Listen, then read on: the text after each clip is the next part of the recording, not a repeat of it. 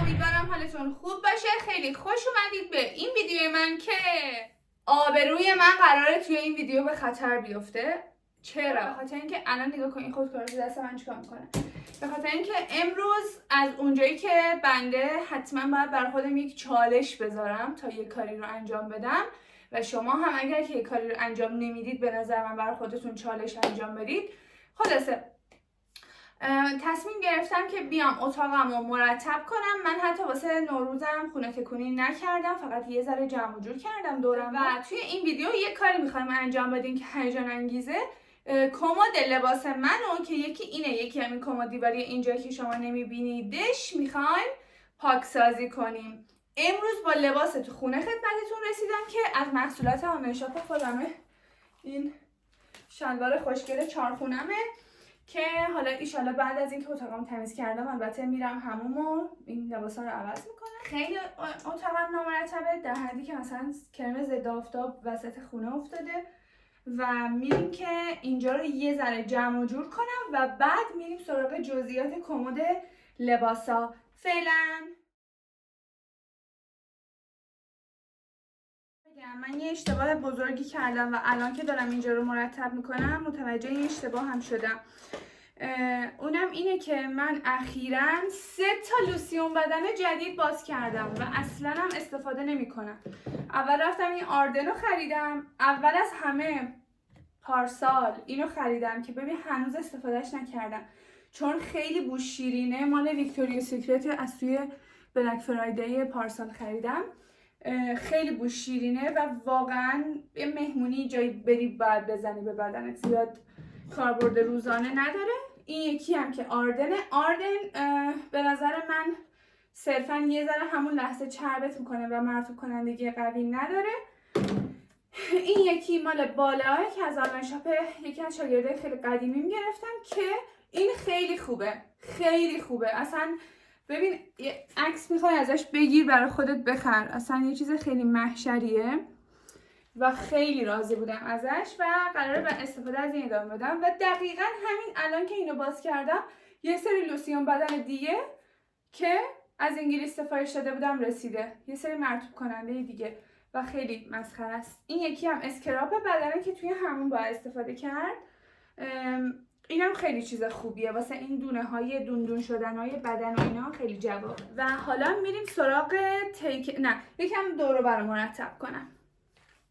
خب رسیدیم به قسمت هیجان انگیز، مرتب کردن تختم. ترازومم الان میذارم اینجا. یه میزی اینجا هست، این میزا که میبینید این در واقع واسه ورزش کردن من توی خونه بوده. به مدت 2 سال من تقریبا شدیداً توی خونه ورزش میکردم، خصوصا اون تایمی که کرونا بود دیگه. حالا بعدش رفتم ترکیه و 2-3 سالی ترکیه بودم و دیگه حالا اومدم برگشتم و فلان و اینا. همه این اتفاقات باعث شد این اصلا کلا ورزش کردن تو خونه دیگه ادامه ندادم و این کاربردش شد به عنوان میز حالا حالت عسلی که استفاده از این به عنوان میز عسلی واسه منی که گربه دارم خیلی بده، به خاطر اینکه این شده یه پل به میز آرایش و رو میز آرایش هم کلی چیزای خورده ریزه هست که شکر عاشقشونه و میره همینجوری اینجوری مثلا میاد روی این میز این شکلی یه ذره اینجوری میکنه بعد اینو پرتش میکنه اینجوری پایین و خب همه چیزامو داشت میشکون. واسه همین میخوام اینو کلا بزنم یه جای دیگه. پلنریه که کتاب نه، دفتر پلنریه که من دارم. این دفتر پلنر رو فکر کنم من پارسال خریدم. آره دقیقاً یکی که 2023 شروعش کردم.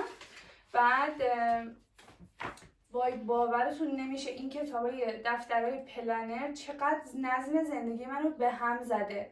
یعنی نمیدونم چرا رو من برعکس عمل میکنه. حالا اگه کسی بازم اینجا تجربه مشابهش به من بگه، ولی من واقعا نتیجه بدی داشتم از استفاده از این دفترهای پلنر و اینکه تو نوت گوشیم بنویسم کارهای روزانم و اهدافم و اینا رو خیلی بهتره. این کتاب جدیدیه که خریدم که بخونم. البته من الان دارم یک کتاب دیگه میخونم که اصلا نمیدونم کجاه. کتاب 21 قانون مولانا رو دارم میخونم که ببین من قربون مولانا میرم.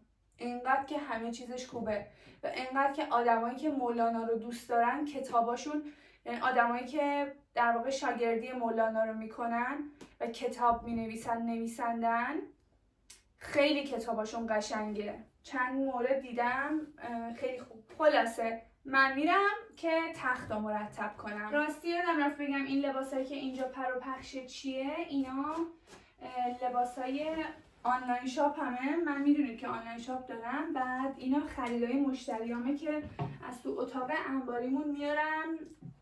اون اتاق انباری که نیست البته، از تو اون اتاق میارم اینجا که قاطی نشه. بعد سفارشاشون رو ثبت میکنم و براشون بسته بندی میکنم و میفرستم. حالا اینا رو فعلا میذارم اینجا. بالاخره تختم مرتب شد و بریم سراغ قسمت اصلی. البته بازم یکم باید مرتب کنم اینجاها رو. یه دونه جاکیتابی دارم بیارم این طرف، تی بکشم چون موهام به شدت میریزه. نمیدونم این یه ذره چی مو چرا اینقدر میریزه. موهای من کجاست؟ اینا هم.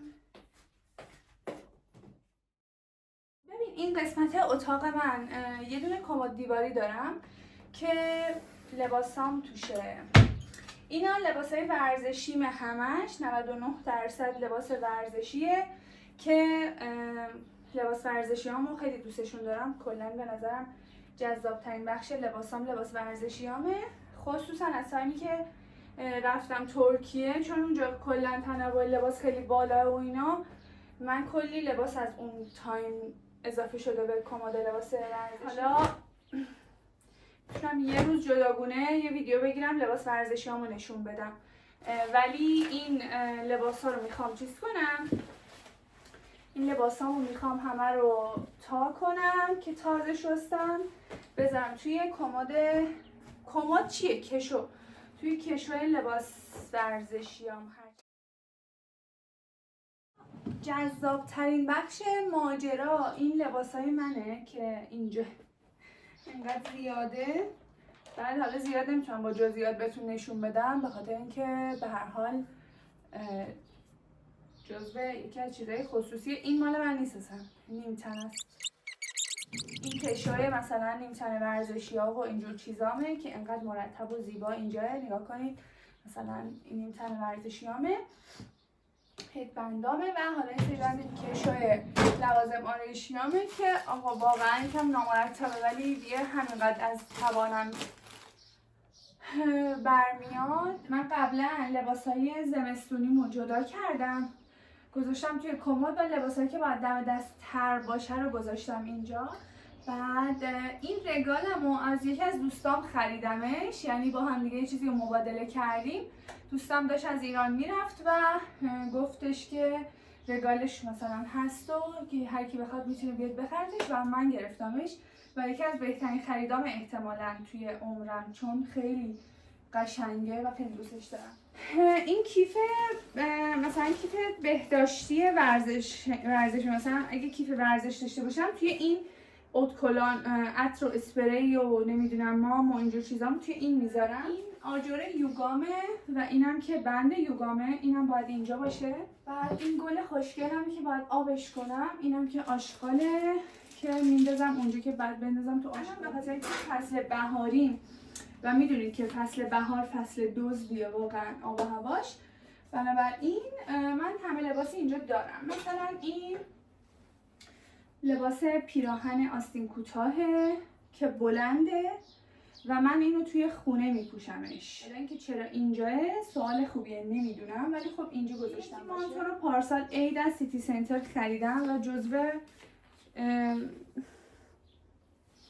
زیاد دوستش ندارم ولی بعضی استایلام خوشگل میشه باهاش. مثلا اگه استایل کامل سفید بزنم این قشنگ میشه. تیشرت نایک همه که اینو منتظرم تابستون بشه با واسه دویدن و اینا بپوشم. بعد اینم که دوست مامانم از انگلیس آورده بود برام که اینم خوشگله، اینم واسه تابستون خیلی گزینه مناسبیه. این دوتا رو از ترکیه خریدم. این دوتا خیلی خوبن. وای بذار از نزدیک نشون بدم. اینا واسه تابستون عالیه. من اینو پیارسال خریده بودم، شاید 2 سال پیش خریده بودم این یکی رو امسال خریدم، تا حالا هم فکر کنم نپوشیدمش تا حالا. راه هم جزو محصولات آنلاین شاپ هم بود که خیلی پرفروش بود و این خیلی گزینه خوبی بود. شرط دیگه هست که اینا تیشرت هایی که از آوا خریدم که خیلی تیشرت های معنادار و قشنگی هن. حالا اینا رو هم میذارم اینجا کنار تیشرت. این ستا میاد، این ستا هم ستا رنگ هودیه که هودی رنگ هودیه که من واسه دویدن و ورزش تو فضای باز و اینا میپوشم. واسه تو باشگاه هم خیلی خوبه، این از زیپش بازه. ولی این ستا رنگه. این کت لیو دارم. این کت لیو واسه من خیلی کوچیک شده، ولی چون خیلی دوستش دارم نگهش میدارم. این یکی بارونی هم هست که این یکی بارونی هم خیلی یکی از خفن ترین خریدای من بوده، خصوصا این که این تبدیل میشه به یه دونه کیف کوچولو. یه ست چیزم دارم، بولیز شلواره، اینو از پولنبیر گرفتم. اینم خیلی خوبه، خیلی خوبه. این جزو اکونومی پاکتاش بود و خیلی خوش قیمت هم خریدم. بعد با برندهای ایرانی مقایسه کردم، مثلا دقیقاً عین اینو تو برندهای ایرانی رو مثلا 1,900 200 تومن میفروختن، ولی من اینو 1,400 گرفتم دیگه. اینم که وای استایلی بود که توی استانبول من امسال انشو در آوردم، واقعا دروغ نگم بهتون. واقعا این استایل رو من 600 بار پوشیدم رفتم بیرون استانبول. اینا هم خیلی دوستشون دارم و استایلای خیلی بانمکی میشه باشون زد. خب این یکی هم که ایشالا کیش که رفتم بپوشم، کیش تا حالا تو زندگیم نرفتم. این لباس هم جزو لباسایی که تو ترکیه خیلی پوشیدمش دیگه. آقا تو لباسی خالی ندارم، من فقط بین همه اینو میخوام حذف کنم. اینو بذار اضافه کنم به اینجا، همش پیش اینا. خب این کت چیزم هست، این کت هم هست که خیلی خوشگله. حالا من بین این لباسا نمیدونم کدومو حذف کنم کدومو حذف نکنم، ولی احساس میکنم همش یه خوبه جز همین این. حالا شاید احتمالا این هم خوب باشه. من وقتی که اینو خریدم رفتم به دوست مامانم گفتم که مثلا آره من اینو خریدمش، چون با هم رفته بودیم بیرون. من اینجوری بهم نگاه کرد گفت اینو خریدی؟ و من همون موقع اینجوری شدم که وای واقعا این شاید گزینه خیلی زشتیه و هر وقت میبینمش یاد ریاکشن اون میافتم. حالا باز شما به من بگید به نظرتون زشته یا خوشگله. حالا من میذارمش اینجا تا بعد تصمیم بگیرید. این قسمت من لباسای پرکاربردم میذارم. لباسای پرکاربردم چیه؟ مثلا برای مثال اولا که کیفامه. مثلا این وای گند زدم. لپتاپمو برداشتم گذاشتم روی این یکی کیفم. نگاه چه شکلی شد. چرا این شکلی شدی؟ یه دونه این شکلیه که من کیفامو این شکلی بهش آویزون میکنم. بعد این کیف باشگاه همه، باشگاه بدنسازی و فیتنس و اینا که میرم. این یکی هم اون یکی کیف همه. آره کاربرد این دوتا یکیه. تو کمدم یه بوی خوبی میاد نمیدونم چیه. بعد اینو من میذارم اینجا، بعد اینجوری مثلا کیفامو بهش آویزون میکنم. کیفای کاربردی ما. مثلا این کیفمو خریدم اگه کلاس زبانی جایی برم بگیرم دستم وسایلم بذارم توش. من چرا کیفام اینطوری شده؟ برداشتم تمام کیفامو رو هم دیگه فشردم. خوش اومدید به قسمت این کمد لباسای کاربردی من. اول از همه بهتون بگم که اینجا یه سری برگه داریم که اهداف من رو نوشتیم. امسال که 2024 بود تنها سالی بود که من ننوشتم اینا رو، ولی بذارید بهتون بگم که من حتی فکر کنم اون بخشو کندم. چرا کندم؟ جوگیر شدم. ببین اهداف سال 1498 حتی اینجا نوشته. از پلن بیزنسم، مدارک زبان، مدارک مربیگری، شغلی، همه چیز مالی، همه چیز رو نوشتم. حتی نوشتم برم تست بادی کامپوزیشن بدم. هیچ وقت هم نرفتم، امسال تازه واسه اولین بار رفتم. نوشتن اهدافتون خیلی مهمه بچه‌ها. اگر که مثلا هدفی دارید که احساس میکنید که برای رسیدن بهش باید برنامه‌ریزی کنید، حتما بنویسیدش و واقعا این جمله که میگه بخواه تا اجابت کنم تو را واقعا موثره و بدونید که اگر که بخواهید اجابت میشه، ولی اگه فقط بهش فکر کنید و بگید نه بابا نمیشه فلان اینا، احتمال اینکه نشه میره بالاتر. اینا شلوار جینامه. ببینید مثلا شلواره که میپوشم همیشه است. خب بعد این شلوارم شلوار تو خونه آبرومندانمه، حالا تو باشگاه اینا هم میتونم بپوشمش ولی فعلا اینجاه. اینا رو همه میذارم اینجا. بعد این کیفم هست، مثلا نگاه این کیف، من چقدر کیف دارم خدا، چقدر کیفای کوچولو کوچولو. بریم سراغ لباسا. این یه دونه بیسه که زیر مثلا کت و پالتو اینجور چیزا میپوشمش.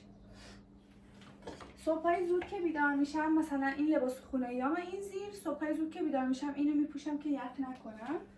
دوباره این یه دونه هودیه که از ارسی باکی خریدم، خیلی هم خوب خریدم. اینو دو تاشو میخریدی یه دونه رایگان بهت میداد. بعد اینم یه دونه بارونی خوشگله که زیپشو رو ببندم. این فصلش دیگه کم کم داره میگذره. اینو من چند سال پیش از موتل قو خریدم 200,000 تومان خریدم اینو، باورم نمیشه. ولی اون سالی هم که خریدم واسه اینم دوباره دوست مامانم بهم گفت دیوونه‌ای به خدا، ولی من خیلی دوستش دارم. احتمالاً نظر این یکی دوستش برام مهم بوده، نظر اون یکی دوستش زیاد مهم نبوده. بعد این یکی هم یه دونه از این بیلراه که اینم خیلی دوستش دارم. بعد یه سری شومیزم دارم که ایناست، یه سری شومیز دارم که ایناست. بعد اینم مال بیرون ورزش کردنه، اینم همینطور کوهنوردی و اینا که میریم دیگه. حالا اینا رو من باید چیز کنم، بشینم جدا کنم. این یکی هودیمم، اون هودیمه که یه ویدیوی وایرالم من با این داشتم که گفتم تو سال 1300 میخوام وزن کم کنم، با این بود. این کلاهش خیلی خوبه. ترین خریدن این بوده، به خاطر اینکه H&M سایز بندیاش خیلی متفاوته. بعد من اینو سایز مدیومش رو خریدم، در صورتی که من حتی زمانی که سایزم ایکس لارج شده بود این برام خیلی گشاد و بد بود. این لباس مسخره است که نمیدونم چرا نگهش داشتم، ولی احساس میکنم یه تایمی مد میشه دیگه. اینا هم همش شومیزه و شال و روسری و کیف و نمیدونم این چیزا. این از کمد لباسای من که این شکلی و من واقعا نمیدونم چجوری مرتب و منظمشون کنم که خیلی خوب باشه، در همین حد میتونم. ولی مثلا بعضی وقتا خونه دوستان که میرم میبینم وای چقدر منظمن، واقعا چقدر منظم‌تر از من. حالا کمد لباسای زمستونی و چیزای غیر ضروریه. این مثلا این کلاهایی که واسه سفر و اینا استفاده میکنم، جاگیر و بدن. بعد اینا همه لباسای زمستونیمه. نگاه چقدر بزرگه. مثلا اینا رو همه رو گذاشتم اینجا که مثلا هر وقت که زمستون شد استفاده کنم ازشون. بعد نگاه کنید مثلا این طرف کمدم یه سری مانتوهای، این مانتوی دانشجوییمه. زمانی که دانشگاه میرفتم، این آخرین سالی که بودم این مانتو رو میپوشیدم. اصلا کلا یه سری لباسی که کاربردی نیست، یا مثلا یه لباس مجلسیه، یا لباسایی که نمیخوام بندازمشون بیرون یا نمیخوام به کسی هدیه بدمشون ولی الانم برام کاربرد ندارن، اونا رو میذارم اینجا. یه لباسایی که سایزم نیست توی اون سبد صورتی است. این یکی باکس آبی هم کلا کتاب و چیزای خیلی اضافه‌ایه که اصلا امکان نداره حتی سالی یه بار من به کارم بیاد، ولی باید داشته باشمشون. مثلا یه مسافرتی برم نیاز داشته باشم به یه سری وسیله ها. و اینم مت یوگامه که یکی از بهترین مت‌هایی که من خریدم. این مت یوگا برند کیمجالیه، از دکتلون ترکیه هم خریدم. حالا دکتلون بقیه جاها هم 100% اینو داره. اینم که بند تیارکس همه. بعد یه چیز دیگه بهتون نشون بدم، این بند تیارکس من از این توسیا هست. اینو وصل می‌کردم بهش و اونجا ورزش می‌کردم. اون وقتا تختم اینجا بود، ولی الان نمیدونم چرا چی خورده تو سرم، مثلا دلم نمیخواد تو خونه ورزش کنم. اینم که مت خیلی قدیمیه که ترجیح میدم فعلا بازش نکنم، چون اینجا پر از خورده ریزه های متن میشه. ولی علت اینکه ننداختمش اینه که در واقع من 2 تا از این متای خورده شده داشتم، یکیشو انداختم، این یکی رو نگه داشتم، چون اگه مثلا دوستی کسی بیاد بخوام با هم یوگا یک چیزی کار کنیم یه مت دیگه داشته باشیم. خب یه 2 تا بخش دیگه مونده که من بهتون نشون ندادم. بخش کتابامه و این بخش پشت در. یه دونه پلاستیک آشغالی اینجا وصله. حالا من در میبندم تا بهتون نشون بدم عمق فاجعه دیگه‌ای که میخوام به استادم بدم. البته قرار شد خودش انتخاب کنه نیمتنه‌شو، ولی من یه دونه فعلا براش گذاشتم تا انتخاب کنه چون گفت مشخص نیست. بعد این کلاه بعدم که میذارمش اینجا. این عینک دویدنمه. این عینک رو هم میتونم واسه دویدن استفاده کنم، هم کوهنوردی و هم همه چیز. نقابمه که میدوم و این کیف کمریمه برای دویدن. بعد این برو بیرون، بدو، میخوای بری برو سری. این هم که هدفونمه. این هم یک کیف دیگه است واسه دویدن که اینا رو همه رو میذارم اینجا پشت در که دم دست باشه و جای دیگه ای نباشه که گم بشه. قسمت بعدی قسمت کتابامه که دوربین رو برمیگردونم و از اونجا بهتون نشون میدم. امروز حوصله گردگیری ندارم و میدونم که نیاز به گردگیری داره متاسفانه. اینجا کتابایی که من تا حالا خوندم و میخونم که مثلا اگه بخوام بین این کتابا توصیه بدم، وای چقدر خاکی اینجا هست، نگاه تو رو خدا چطوره که اینجا رو گردگیری کنم. و اینجا هم که کتابای جدیدی که گرفته بودم بخونم و دفتر و کتابای زبانم و اینا. این هم لباسام بود که چیدیم با هم دیگه. خب من دوربینم رو واید کردم. اینجا قابایی که خواهرم به اتاقم زده بود. این کمدایی بود که در موردش صحبت کردیم و میز آرایش هم که اینجا منم ببین میدونم که این دیوار اتاقم باید رنگ بشه. و اینم از پشت صحنه ما. مثلا من یه چیزی بهتون معرفی کنم. بچه‌هایی که سیگار میکشید یا دوست ندارید سیگار بکشید یا اهل استفاده از مشروب، مواد مخدر یا یه چیزی هستید که اعتیاد براتون ایجاد کرده، هر وقت که میخواید این از این کارتا بگیرید، خب بعد عکسش رو جداگونه براتون میذارم اون بالا. و هر وقت که مثلا چیز میکنید اینجوری بر میزنید، یه دونه‌شو میکشید بالا میکشید بیرون، بعد مثلا بهتون میگه به جای اون کار چیکار کنیم. مثلا روی نوشته اگه بهت گوش کنم بعدش از خودم، جسمم، روحم و اطرافیانم جبران خسارت کنم. این کارتا خیلی خیلی خیلی چیز خوبیه واسه ترک اعتیاد و اینجور چیزا. من توی این کتابایی که خوندم، این کتاب 504 الان خیلی‌ها میگن که کتاب خوبی نیست واسه زبان یاد گرفتن، ولی به نظر من خیلی کتاب خوبی بود، مخصوصا اگر مبتدی هستید یا زیاد دایره لغاتتون قوی نیست. کتاب کلوپ 5 صبحی‌ها رو من نصفه خوندم ولی خیلی تاثیرگذار بود برام به نسبت و فکر میکنم تا بخشیش درسته. کتاب گیاهخوار یک کتاب بسیار توهمی بود. 100 سال تنهایی به خاطر اینکه خیلی معروف بود خوندمش. کتاب کوری همینطور خوندمش. کتاب کیمیاگر رو خوندمش. کتاب 4 میثاق رو خوندمش. خداحافظگاری کوپه سندشو 5000 تومانی هشمام. کتاب چگونه کمتر کار کنیم. این کتابایی که دلم میخواد دوباره بخونم. این کتاب ترکیه. این کتاب رو من خیلی وقت خریدم بخونم نخوندمش. گربه راهنمای ما. این کتاب رو فعلا برنامه خوندنشو ندارم. هنر همیشه برحق بودن یک کتابی که خریدم ولی نخوندم. اثر مرکب 600 بار خوندم.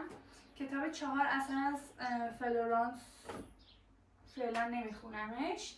حکایت دولت و فرزانگی رو خوندمش فکر میکنم ولی هیچی ازش یادم نیست. کتاب زن کامل یک کتاب راهنمای خانمان. من پیش از تو رو نخوندم. زدگی رو خوندم. سمفونی مردگان بود مال عباس معروفی بود ببخشید. اینم خوندم. پول نه کتابامه.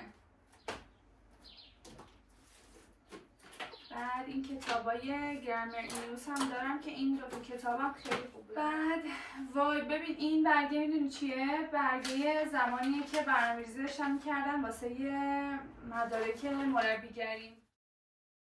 خب این بود از تمیزکاری اتاق من. اینایی که ای وای اونو جا گذاشتم اونجا. بذار من برگشتم. کتابامو این شکلی مرتبشون کردم. این خورده ریزا رو گذاشتم اونجا. اینا رو اینجوری این شکلی کردم. اینم چارپایه است، باید ببرم بزنم تو بالکن دیگه. اینا رو باید کم کم مرتب کنم و دیگه. اینم از این ویدیو خیلی زیاد کیفیت نداشت میدونم، چون زیاد هنوز با نور و اینای اتاقم آشنا نیستم درست واسه ویدیو گرفتن، ولی امیدوارم که حالا ایده گرفته باشید ازش. مرسی از اینکه این ویدیو رو تا آخر تماشا کردید. من دیگه یه ذره کار دارم، بعد برم به کارا برسم و تمیز کردن اتاق با هم متوقف کنم، ولی همونجوری که میبینید اینجا هنوز شلوغ پلوغ. نگاه کنید دیگه تر و تمیز شده، ولی هنوز یه سری چیزا خیلی تو دست و پای و بعد تر و تمیزشون کنم. بعد فعلا در همین حد از دستم برمیاد، بهتر از هیچیه 100%. اگه کسی پیشنهادی داره حتما بهم بگه. دوستتون دارم. فکر کنم تقریبا ویدیو 1 ساعت شده، نمیدونم واقعا، ولی اینکه ویدیو رو تا آخر دیدید قربون شیشاتون. فعلا خدا حافظ. خدا حافظ. خدا حافظ.